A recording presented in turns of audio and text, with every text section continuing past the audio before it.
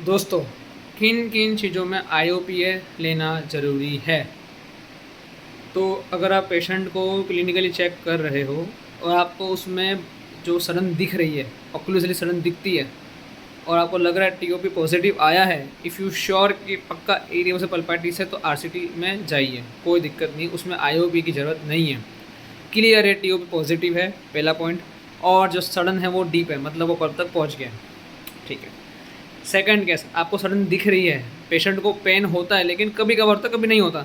TOP से किसी pen नहीं होगा, लेकिन कंप्लेन क्या होगी कि कभी दुखता है कभी नहीं दुखता, कुछ खाओगी तो दुखेगा, नहीं खाओगी तो नहीं दुखेगा। तो उस केस में उससे बोलते हैं रिवर्सिबल पल्पाइटिस, रेस्टोरेशन करिए, आराम पड़ जाएगा।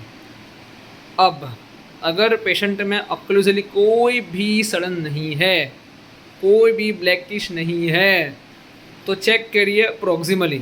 यस, प्रॉक्सिमली सडन ज़रूर मिलेगी, क्योंकि कुछ केसेस में प्रॉक्सिमली भी सडन होती है।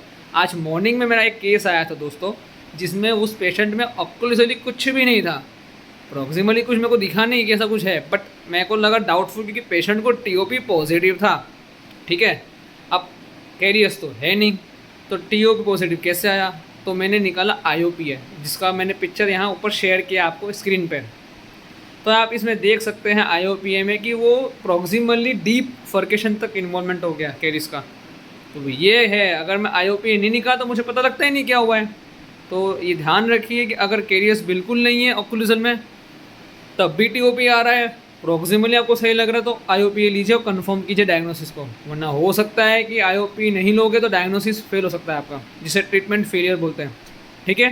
तो IOPA लीजिए, कंफर्म कीजिए, तो कुछ आपको ऐसा केस देखने को मिलेगा जो आप देख रहे हो स्क्रीन के ऊपर।